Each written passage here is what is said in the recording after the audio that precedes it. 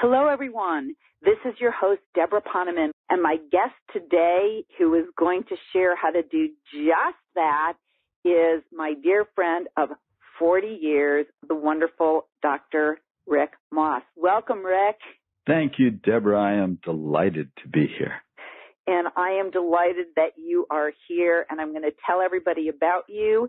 So Dr. Rick Moss is the developer of Pre-Cognitive Re-Education, or Pre-Cog.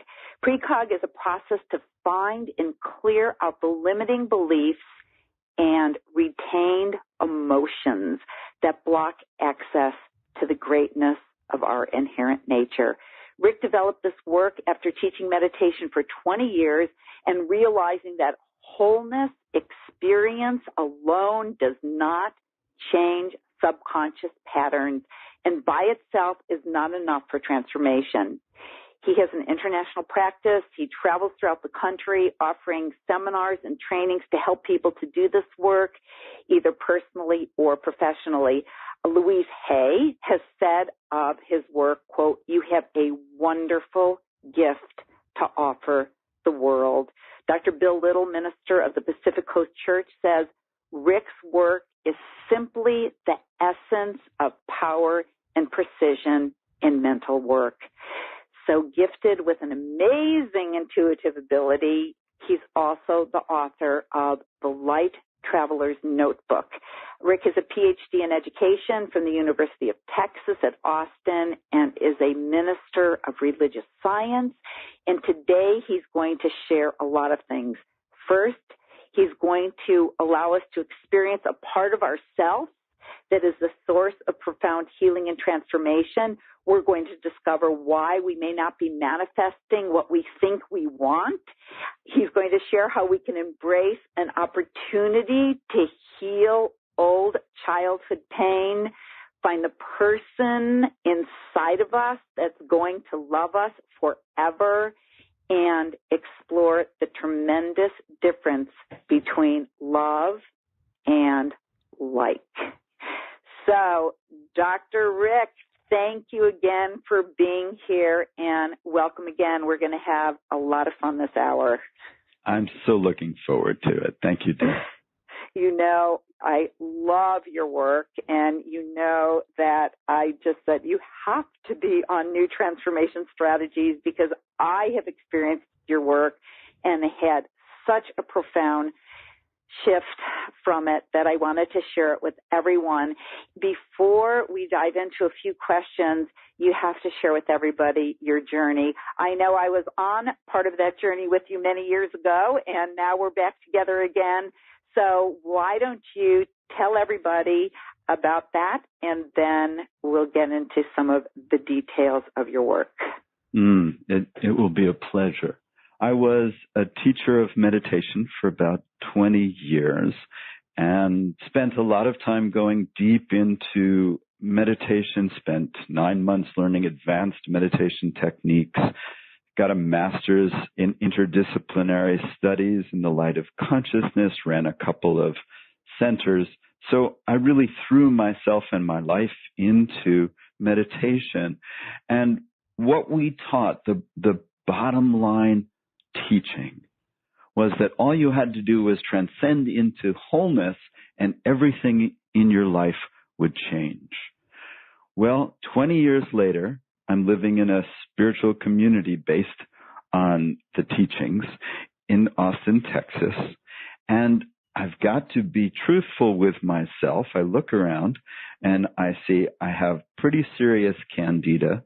I have food allergies. I'm not in an intimate relationship, and I don't have a relationship with God.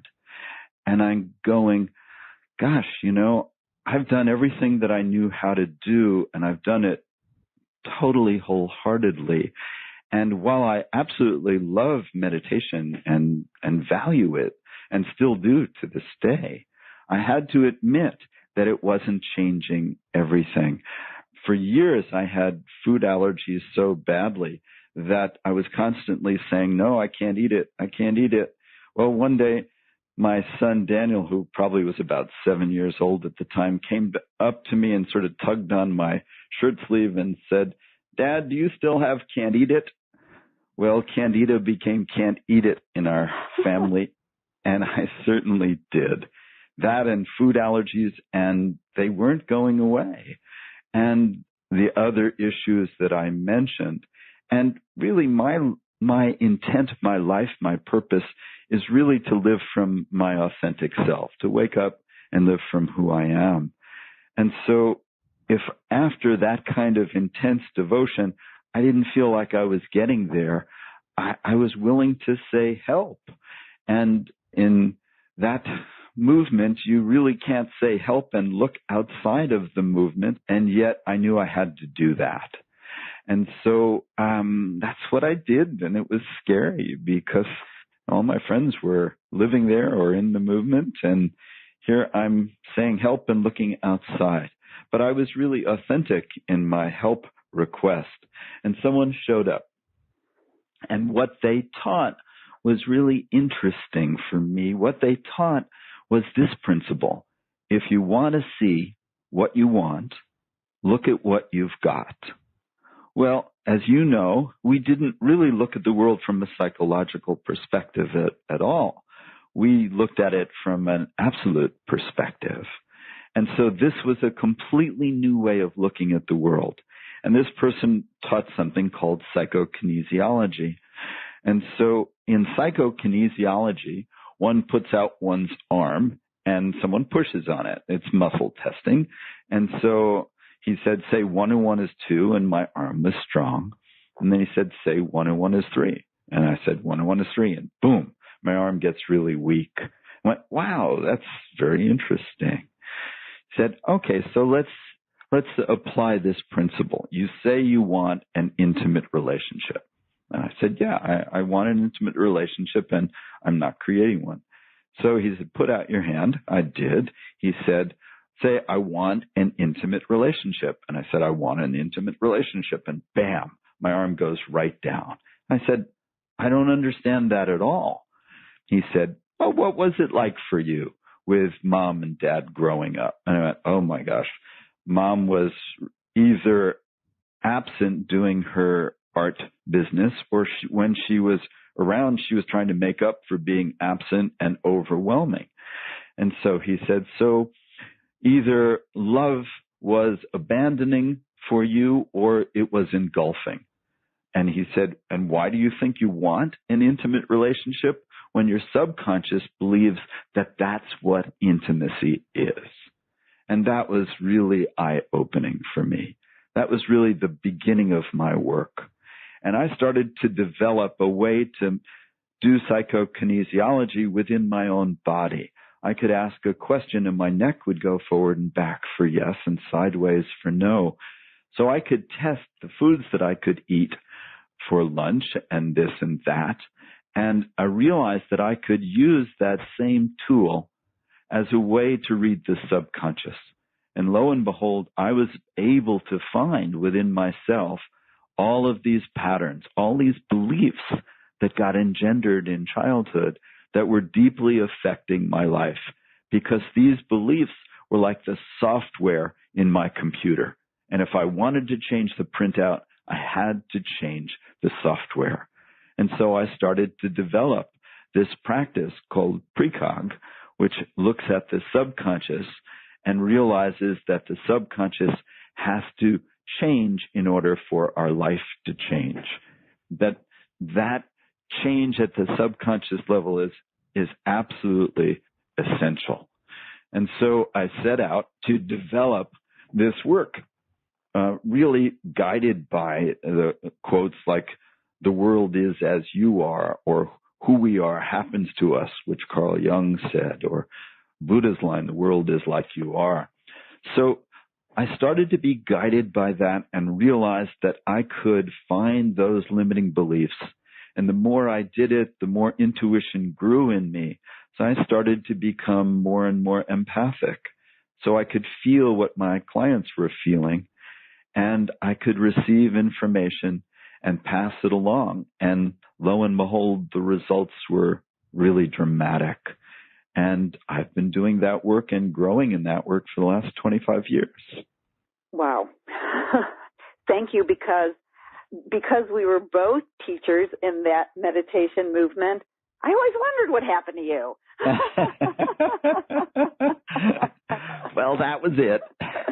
Well, that was it. And I'm glad that did happen because, as I say, I've been able to benefit from your work recently, and it is exceptionally profound. So I think that you've given us a little bit of an understanding of what Pre-Cog is. And I love your example with your mother. And do you really want an intimate relationship, if that's what it means to you? So what you're saying is that the subconscious is the way that we generate our reality. That's it. That's it. And the subconscious, it's such a weird thing because it really is unaware to us. We're just not aware. But if we think of the subconscious as a basement and realize that everything we've ever placed in that basement is still there until we take it out, just like our own basement, then we begin to understand the power of the subconscious. The conscious mind processes about 14 to 40 bits of information per second. And it's a very important function. It's where our will is generated from at the conscious level. But the subconscious generates about 40 million bits of information per second. And it is extremely powerful in how we generate our reality. So when we want to change our life, it's not just do we think we want to. In fact, when this gentleman was teaching me about the subconscious, he said, say, I think I want an intimate relationship, and my arm was strong. And then he said, now say, I feel I want an intimate relationship, and bam, my arm went down. Because I think accesses the conscious mind, but I feel accesses the subconscious. And it's the feeling level that's so important. Wow. So what your work is, and I know that you are actually going to do a clearing process with us on the line today that is going to bring healing to our hurts from the past. So I'm very excited about that we're actually going to be able to experience it. But that is so amazing. Thinking you got strong, but feeling you got weak, but the unconscious that's ruling our lives is all based on feeling. Now, there's more to it than just feeling, but feeling is the key, Deb. The way it works, as far as I have understood over these years, is that we'll put a belief system into the subconscious. So let's stay with the idea of intimate relationship for a second. And so we'll put in an idea that, intimate relationship is terrifying, or I will be abandoned if I open my heart too much, or some belief. And we'll experience some variety of that at certain times, and then we'll take it, and because we can't live in that experience, it's too painful, we'll push it into the subconscious. And the more emotion that's in that bubble of belief, the stronger the belief is for us at the subconscious level. So think of beliefs as bubbles. Think of the emotion as how big the bubble is. And the subconscious is like bubble wrap. In this issue of intimate relationship, there's a big batch of bubble wrap there, and all these different bubbles are beliefs and emotions surrounding the issue of intimacy. And when we pop one of those bubbles, it will be gone, and it will be gone forever. And what I think you and the people who are about to listen to the process in a little bit will experience is that we'll look straight through where that bubble was, and the bubble, the block, isn't there. What's there is an experience of our core nature, our divine inherent nature, and we'll experience it because the block is gone. But that doesn't mean the other bubbles are gone. It's a very important idea because unless we hold the idea of this individual bubbles, we'll think, well, I did one clearing. It should be all gone. I feel better now. And yet all of a sudden something gets triggered and we don't feel good again, and we'll think, oh, well, the tool didn't work. No, the tool worked great. It's just that you're ready to do the next bubble. And then when you clear away that sheet of bubble wrap, then you'll get triggered again. Something will happen. Someone will push your buttons because there are still many more blocks, but they lay in what I call the amorphous subconscious. And that has to get triggered in order to come up into the bubble wrap idea so it can actually be popped. You can't clear what isn't triggered in the subconscious. The reason is if everything were triggered at the same time, we'd be dysfunctional. And so just enough gets triggered so that we can have our functionality and still move forward. Okay, so with your work, you facilitate those bubbles coming to the amorphous coming to the surface so that they can be popped. I would say life facilitates that. Your boss will say something, your partner will do something, and you're triggered like heck. It's what I call you've just hired someone to push your buttons. And the benefit is now you can do your next level of clearing. And the really cool thing is that if you have a technique, if you learn to do this for yourself, when you get triggered, you won't be blaming the other person for sticking your nose in your stuff and be all bent out of shape. You may be thinking, okay, so they pushed my buttons. I feel crummy and I can do something about it. I can take 10 minutes and actually clear what just got brought up.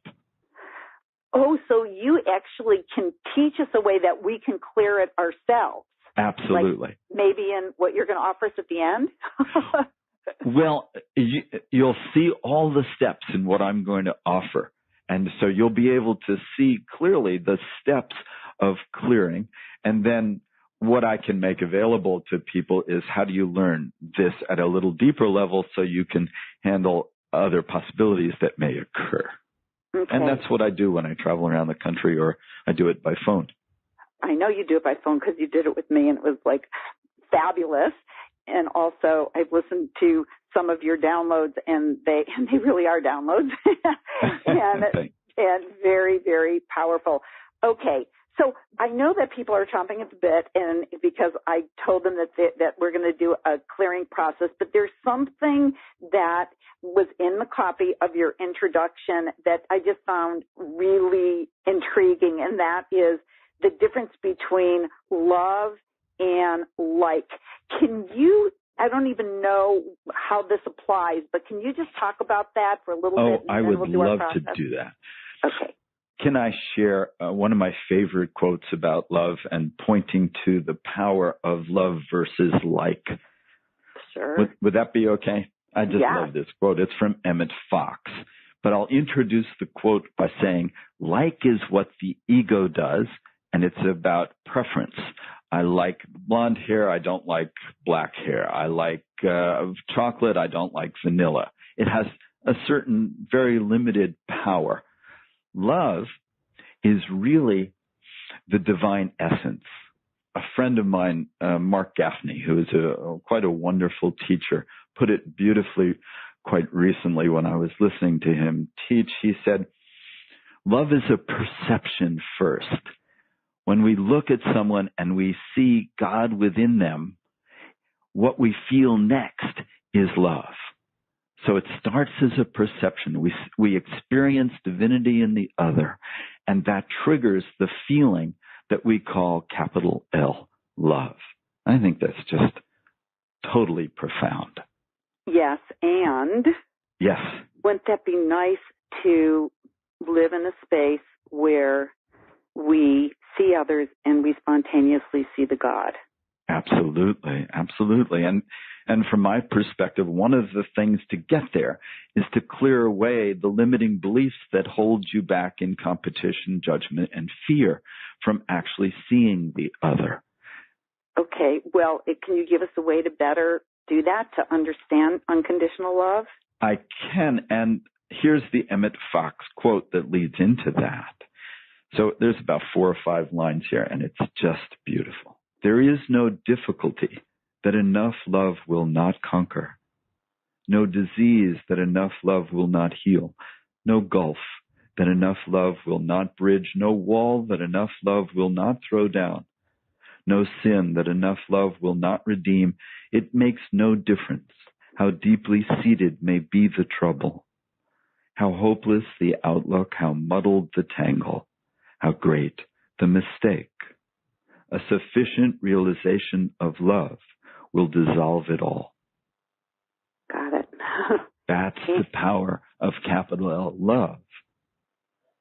Okay. So I think that I'm getting this clearly, and that is that the essence, after you unwrap the bubble wrap of the emotion that is surrounding the belief, and you bring them up and you eliminate those, that the essence that you come to is love. Beautiful. And then the more you're able to do that, I'm getting this, the more you can spontaneously live in that place of love 24/7, where you don't have to think about, oh, there's God in that person, but the judgment is gone. That's you it. just see the love. Beautiful. Oh, that was so nicely synthesized. Thank you for that. Well, maybe on that note, we should have an experience. Let's do it. Okay. All right. I'm going to start with a little opening prayer, and I'm going to use the word God in that opening prayer. And if that word doesn't work for you, for whoever's listening, please just change it for any word that does, be it love or consciousness, whatever works for you. So here goes. Taking a breath and just getting quiet here. All healing we do in the name of God's love. We give thanks for this opportunity to release the binding influence of the past. We call on God and invite the presence of all that is healing and nurturing to facilitate this healing for all listening. And now a little relaxation process. Imagine, if you will, that you're standing under a waterfall of purple light. And let that beautiful purple light enter your head and let it heal and release and relax. Let it flow through your neck and throat, shoulders, arms, and out your hands. Through your chest and heart center, digestive area, power center, hips and legs, and out the feet, and into this stream of beautiful purpley amethyst light. Release any tension, any stress, any fear, and just let that flush from your system. A beautiful healing and clearing can result just from that alone. And just be with that release now, maybe for 10 seconds, 15 seconds in silence. And then I'll start speaking.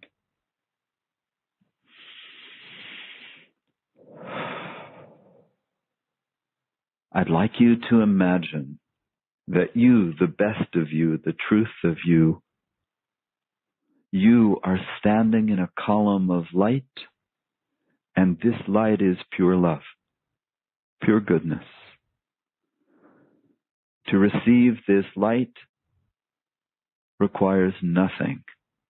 It's not given to you because of your body, your performance, your ability to please, your gifts, nothing that you do or don't do. You can't increase this love by doing. You can't decrease it by not doing. It's just given. And it's given eternally.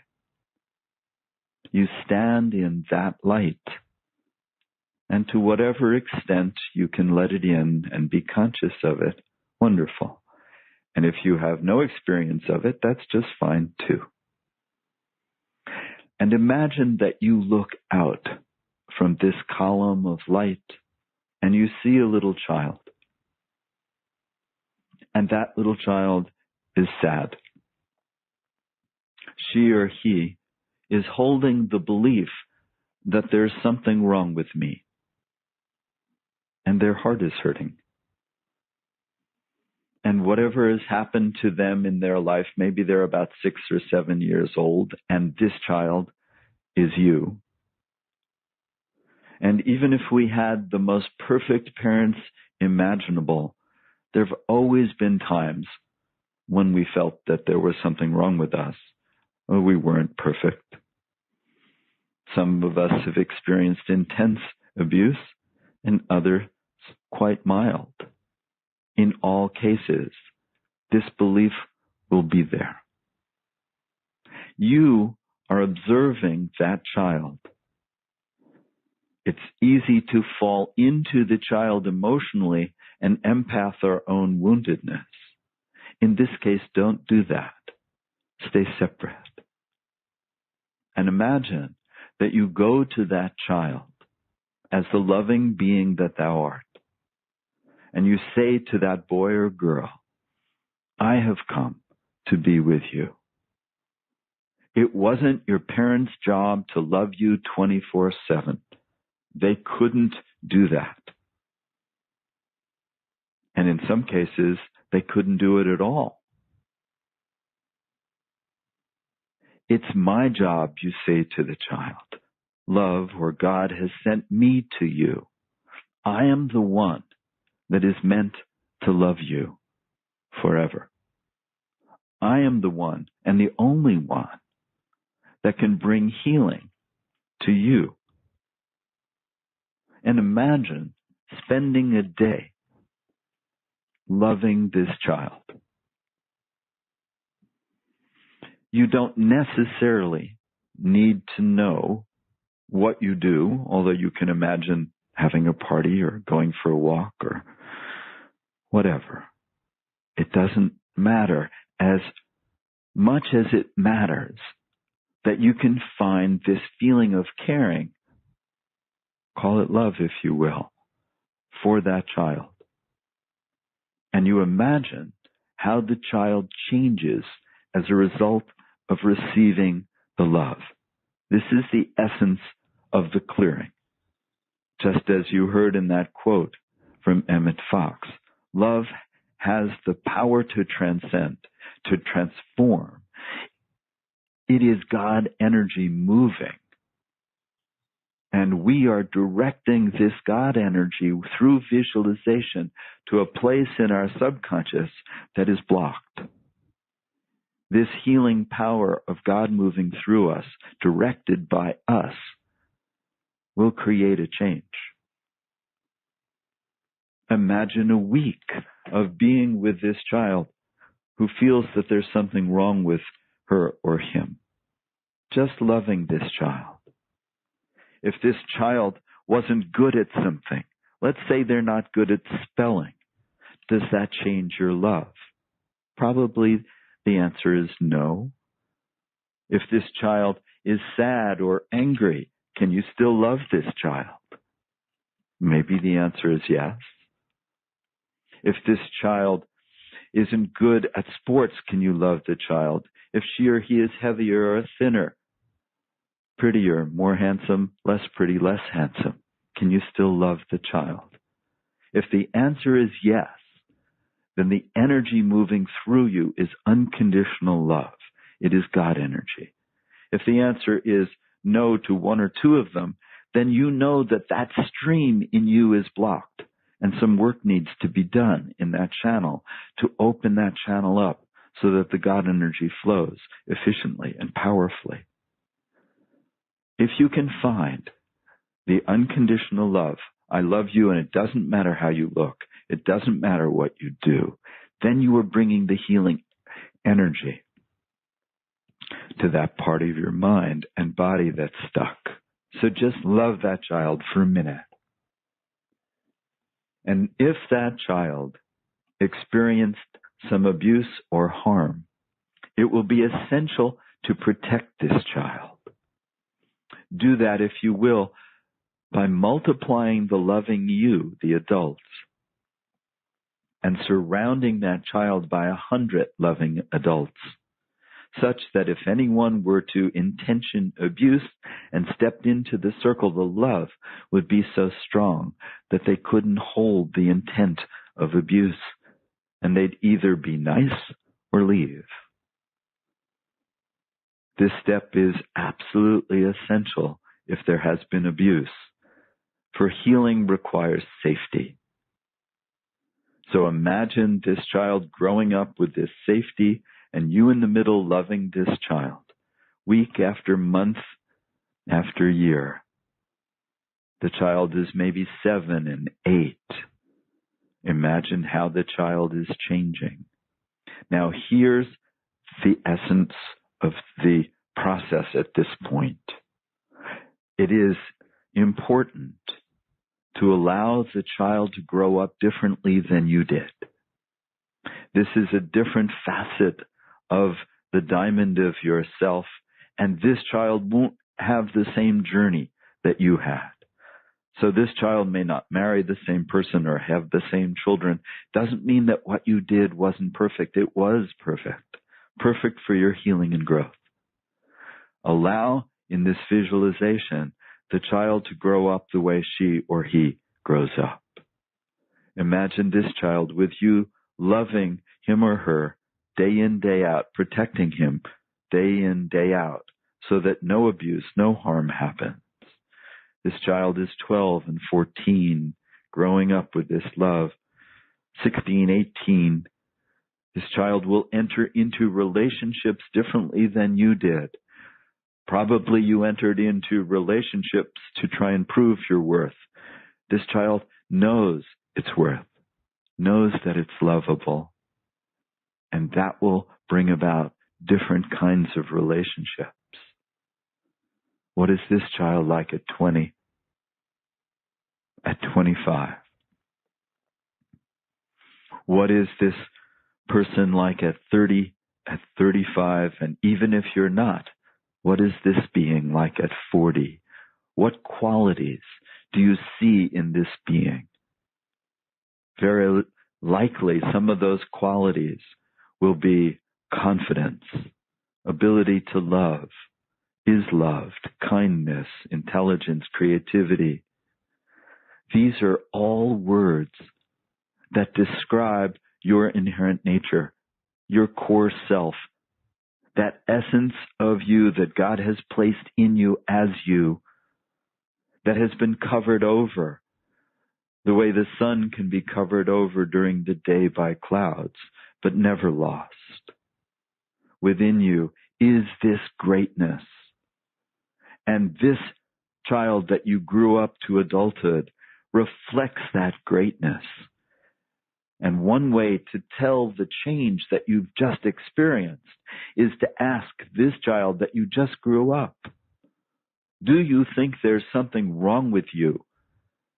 Probably as you look at this part that just emerged into the light, this part would say, no, I'm just fine. And anything that is not healed yet is just part of my agenda. It's not that I'm wrong.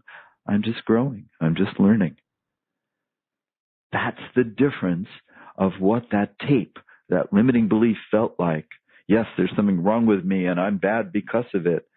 And then what you've just experienced is very different from that.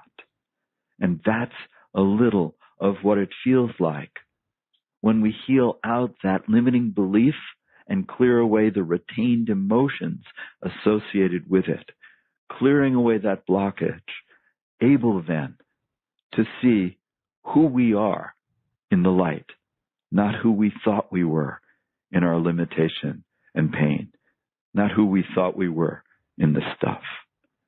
And so we ask that this healing be integrated through all time, space, dimensions, and interdimensions, throughout the hologram of life and existence.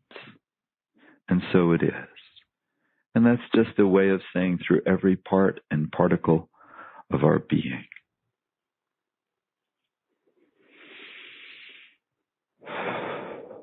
And I hope you've enjoyed that journey. It was very fun to share it with you.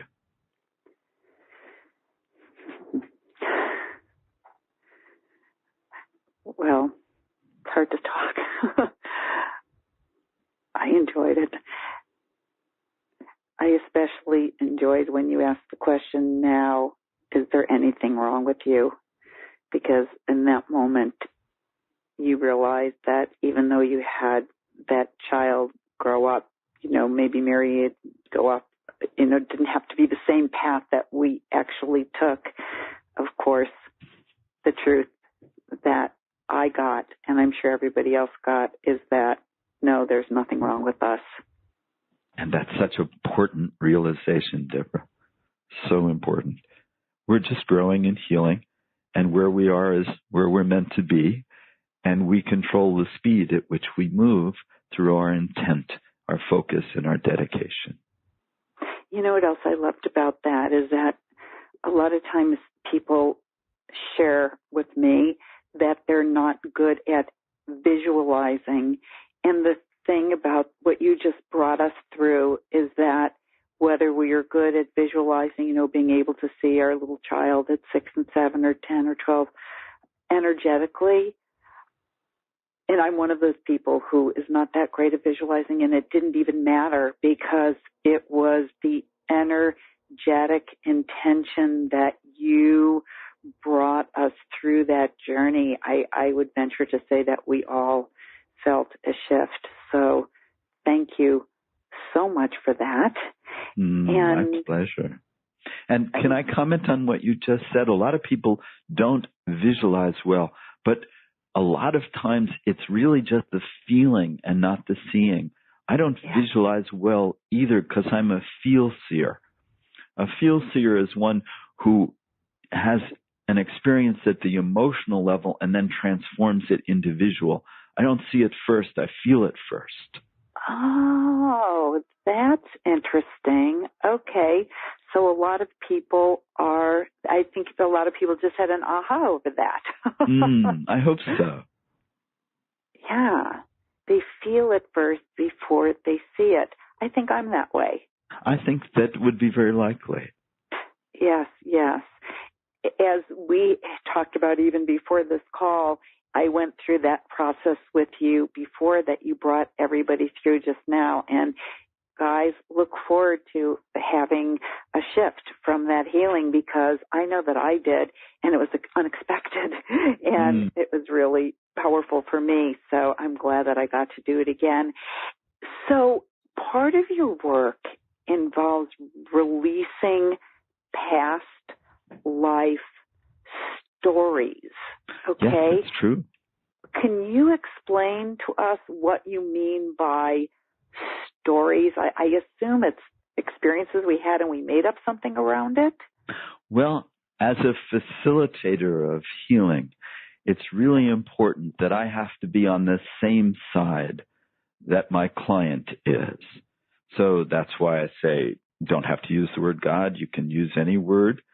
If my client doesn't believe in past lives, even though I do, then I don't want to set up two sides to the experience. And so what I'll say is, I know, because I can see it, that there is a movie in your subconscious projector. This movie has a beginning, a middle, and an end. So I've worked with just about every phobia or anxiety disorder, and I'm thinking of this one gentleman I worked with in New York, and whenever he looked out from a height, he felt terror, and I could see that he had a story in his projector of falling to his death. And when we could take the movie out of the projector, he could look out the window and he could realize that a good amount of that fear was gone. And we actually did 3 sessions, and each time the fear reduced. If you know New York City, you know that at Lexington Avenue, I think in the 40s, there's a subway that goes way down into the earth. And that's how he would gauge his fear level. And after the 3rd session, he said, well, there's maybe 1% of that fear left, and I'll be darned if I pay for a whole other session to get rid of 1%. Wow.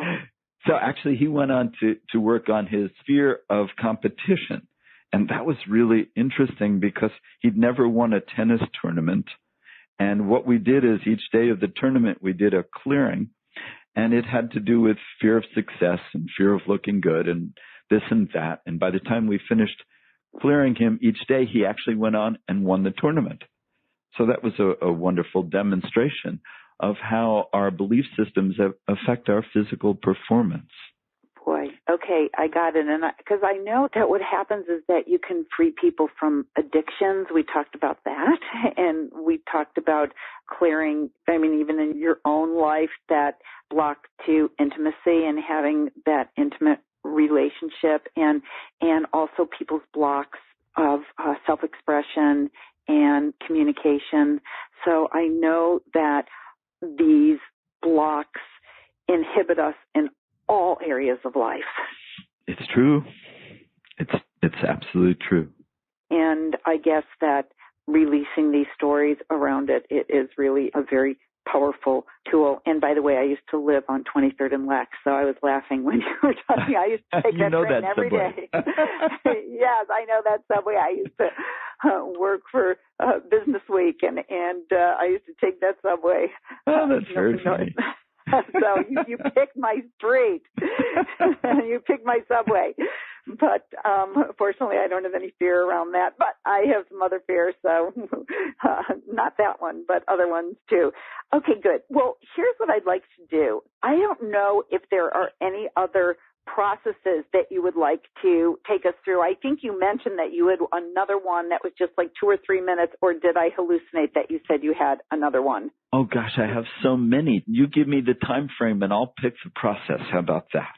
Well, I think everybody wants more, because the people who listen to New Transformation Strategies, we like experiences. Great. So Great. I'm going to let you choose one more process that you could take us through.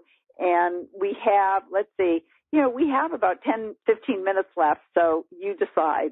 Awesome. You know where I'd like to go, what my signal says, that yes, no that I have, because I do all of my work in my session guided by the signal, because really I don't know anything. I'm just asking, tell me what to say, tell me what to do. My job is to sort of get hollow and empty. I'm asking what would be the best thing. And what shows up is this. Many, many, many people carry around other people's thoughts, beliefs, and emotions and think that they're theirs. Especially true in relationship and especially true from parents. So I'm going to do a little process here to help people release other people's thoughts, tension, stresses that live inside our bodies and we think is ours. The thing about this is that you can't clear them. In other words, you can't facilitate the release of the content of them through a process because they're not ours. But they live in our body and our minds as if they're ours through empathy, and we can just release it. So that's what I think would be the best for everyone. I'm on board. Yay. Okay, here we go. So I'm just asking how to make this most specific for everyone that's listening. And I'm asking, is there a particular emotion, the guidance that God wants us to work with? And I'm getting a yes. So I got to track it. It's not shame. Is it fear? No. Is it anger? Yes. Okay. So what I'm being told is that many of us carry around, and we could be carrying around from childhood, anger in our body. And we have made some sort of adjustment either to limit that part of our body or close ourselves off to it, or it makes us angry when it's not ours. And that we can release this anger using our intent and a visualization. Why is visualization so important? I believe that the subconscious speaks visualization, if you will, better than English. And when we give it a visualization, we're giving it the precise directions and instructions of what we want the subconscious to do. and then it carries out those orders. So the subconscious just responds to orders. It never really says, oh, well, I wonder if that really is going to make you happy or not. No, it just does what it's told. So here goes. I'm going to ask everyone to just become aware of the possibility that within them is someone else's anger, frustration, irritation. And we ask God to clear from our physical, mental, emotional, spiritual, and energetic body other people's thoughts, projections, beliefs, and emotions around anger, frustration, and irritation. Now, this is where you imagine that you're opening up as if you were hinged, and you could release their frustration, anger, and irritation with the visualization. So tune into the feeling if you can get in touch with it. Does it feel like it's hard? If so, it might be a cannonball in your gut, and you could imagine leaning forward and letting it roll out and break on the ground and the earth swallowing it up and transmuting it. Maybe it feels like a flock of crows, and they could fly out and be transmuted to light. Maybe it feels really sticky, and then you could ask God or love to reach in and lift it out of you, taking it to the light. Find a visualization that matches to the best of your ability the feeling associated with anger, frustration, or irritation. And now feel it go, being lifted out, releasing. Let it go. It's not yours. It is of no service to carry it for that boss, that friend, that lover, that parent. It only limits you and is of no value for your healing and growth. Let it go. See it go. Send it to the light for transmutation. Keep going. About half done. Keep sensing it go. You don't have to visualize it. You could feel it. You could direct it with your intent. Send it to the light. I'm feeling a lot come out of my stomach. Don't know if it's mine or people that are listening. But send it to the light. I'm doing that. I'm using my signal to say how much is done. 10, 20, 30, 40, 50, 60, 70, 80% done. Stay with the visualization. 90 and 100. Take a deep breath. Breathe out. Maybe sigh. And so we ask that this healing be integrated. And so it is. That one worked really nicely for me. I feel a lot lighter, actually. You know, what was amazing for me is that when you were testing, you said, is it fear, is it guilt? And you said anger. And you started having us release it. I thought I would have it released from either my heart or my solar plexus or my throat. And it was releasing from my stomach, from the lower chakras. And when you said that you felt yours pouring out from your stomach, I thought, that's where mine was pouring out from. So that was interesting. And it was pouring. Wow. What do you notice now? Do you feel some lightness? I feel more peace. Beautiful. That's great. I wish everybody could say what they're experiencing, but I don't know about you, but I'm feeling everybody right now. And I see, oh boy, I just got something that was just a collective clearing. And you know what I love about your work, and you've shared this with me, is that I was concerned because a lot of people listen to the replay of this. And I said, oh my gosh, well, what if they listen to the replay? And you said it is equally as powerful during the replay. So I wanted to assure everybody that, because I asked Rick if that was the case, and he said, absolutely. Absolutely true.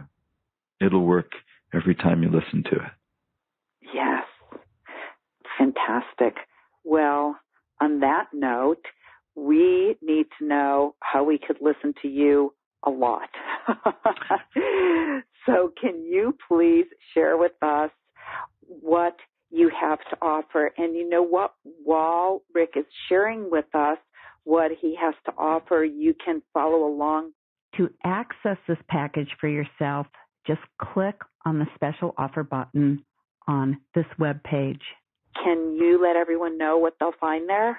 I would love to, and what they will actually find is an offer that's never been made before at a wonderful price, and that is that there will be 15 different CD opportunities so that you can create a download of those 15 and have a library of healing potential.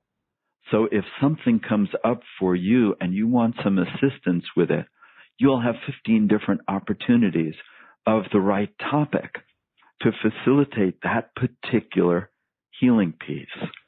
And I think that's just a wonderful opportunity. Each download is a 1-hour session. It has about 7 clearings per CD, and they are just all of the major topics, such as opening to our love and coming into real power. How do we love ourselves? And self-love is the basis of healing mind, body, spirit. There's another one on affluence as a path, dealing with our wealth issues and our resistance to creating abundance in our life. Another one on releasing unrewarding and addictive behaviors. Another one on returning to the true self, clearing an inner path to peace and bliss. There's an opportunity to work on oneness, intimacy, and sexuality. An opportunity to develop your intuition and beginning to develop your own signal. Work on self-expression and creativity. There's a delightful CD that I made with a wonderful musician by the name of Raphael that's called Music That Clears Tapes. And in this CD, I sat down with Raphael and I said, here's the limiting belief and here's what the affirmation is at the end of it. I'm just going to sit and hold the intent and you create this piece of music. And he created it in one take.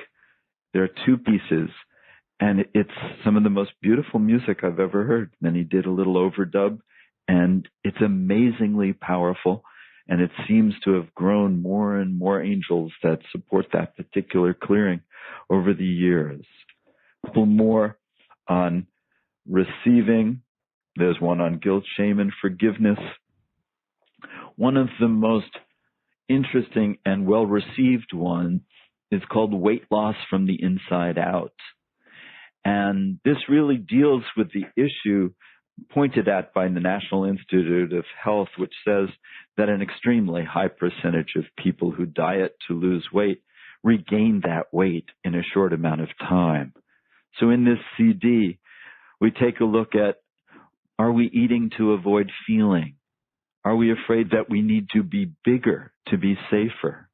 Are we afraid of sexual attraction to our body as unsafe? Are we working off of an ego pattern that says, you can't make me, I'll do what I please? Those and other limiting beliefs are attentioned in that CD, and it's very powerful. And one of the responses to that CD that I thought was just wonderful was I got a letter that said, with your weight loss CD, I saw immediate benefits. It has completely transformed my relationship with food. So that's a wonderful opportunity really to work on not using food to avoid. There's a very powerful CD called Reparenting Ourselves, Healing Mother-Father Issues, in which we work on releasing the illusion of our unlovability, that God is like our parents, that we can love ourselves through the stages of love that we didn't receive as a child. And then clearing away an illusion that relationships are like what my parents had. And that's a very wonderful CD. People just tell me about the effect of that all the time.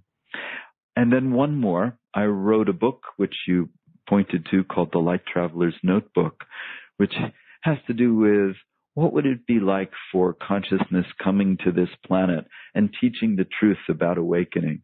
And in that CD, there are about 20 different clearings from that sort of poetic, powerful, insightful perspective. And I think you'll find that that's very beautiful and powerful as well. So this is a compendium. This is a library of healing opportunity. Well, a few things that I want to comment on. Please. One is, at the beginning, I thought that each of these had one clearing, like opening to our love had one clearing, coming into our real power had one clearing, getting rid of addictive behaviors. Did I hear you right? Did you say that each of them has like seven different clearings? Exactly. 7 clearings? Wow, I didn't realize that. That is amazing. So each of them has 7 clearings. Thank you. And then the other thing is, I just want to say, you keep calling them CDs, which shows how old you are. They're actually They're MP3s that are immediately downloaded. So as soon as you decide that you want this in your life, they will be on your computer literally within seconds, so you don't have to wait for anything to arrive in the mail. Exactly. At least Rick didn't say that they were like cassettes. Well, they started as cassettes some time ago. They've worked their way up. And then one other thing you said, and I'm not going to let you get away without going a little deeper on this one. You said, you just kind of threw it out there, there are a lot of angels supporting this tape. Now, can you tell us about the angels and the higher energies that are supporting this? Because my new Transformation Strategies listeners can handle it. Tell us about that. Well, I initially made that music CD with Raphael to clear the illusion I will always be alone or I can't be happy here. And it worked really brilliantly for that, I'm told. And then all of a sudden people started telling me, I used it for this problem and I used it for that problem and it worked. And I went, I don't understand why. And then guidance told me that it had somehow attracted a different vibration, an angelic vibration that seems to support this universal healing through these sounds. So all I can say is thank you, God. Yes, thank you, God. And that's something that you taught me, that when we have these amazing shifts in our life through your work, which I have had, that it's not like, wow, I'm really cool. Thank you, God. And actually, you gave me a beautiful explanation for that. Could you share that with everybody? Oh, I'd love to. I had a chance to do a phone session with an old and dear client who had just received word of the effect of his work over a very long period of time with great gratitude. And I was saying to this person, well, I can feel that gratitude sits in you and it's wonderful and you can appreciate yourself and the gifts that God gave you. But try now sending it on to God with the thought, thank you, God, for giving me the opportunity to be in that position, to be of service and to just channel your goodness through what I do, and then send it from your heart, that gratitude, knowing that God was the source of that. And when he did it, we both had this profound feeling. And what we realized is that if we accepted the benefit for ourselves as aren't I great, well, it puffed up our ego. But when we just shined it on to God, passed it on, then we felt this deepening connection to Source, to God. And the great benefit of not accepting that glory and benefit for ourselves is it deepened our connection and the feeling of that connection to God. Well, on that note, I am going to say one more time, everybody, If you haven't done it yet, just click on the special offer button on this page to see for yourself what an amazing package this is. You will be so glad you did. It is just amazing what you have to offer. Oh, and we didn't even tell everybody how much it is. I know they're going to think, $97. Oh, no, it's such an incredible deal, Deb. Tell them, because it's a good deal. I think, did we decide, was it 87? $82.50. $82.50. That's right. I remember now. That was the amount. It's so much less than normally we would charge. It's just a great opportunity. And can I say one other quick thing about these downloads, these MP3s? Please.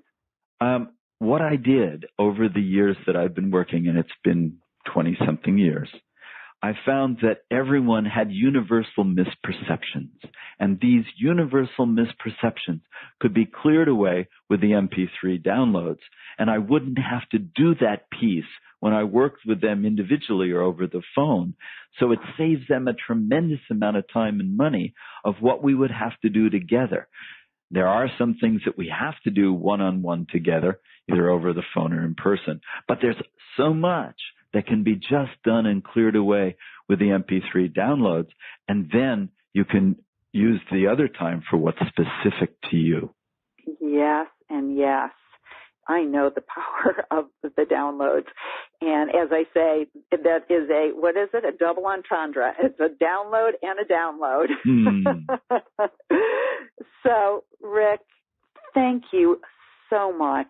I just feel everybody's hearts overflowing in gratitude for everything that you've done for us in the last hour and taking us through those two exquisite processes. And thank you for your generosity in offering us your program at this amazing price. Thank you for being here on Earth. I don't know what else to say, but thank you.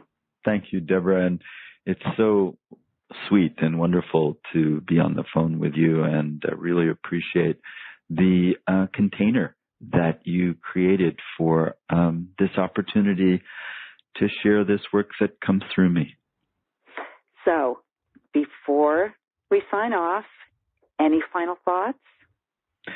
Yeah, there's one final thought I would like to leave everyone with, and that is that you are who you are in the light, not who you think you are in your stuff. You are eternally that being that stands in the light, that is pure, loving, whole, complete, awesome, not who we think we are in the judgment that we hold on ourselves. That's temporary. We are that eternal being standing in the light. And with that, I'd like to say thank you one more time. Thank you, Rick, so much.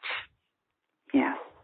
Well, what can I say? But we hope that you'll come back and share more with us. But in the meantime, I'm going to say goodbye to you and goodbye to everyone just for now. And thank you for spending this time with Rick and with me.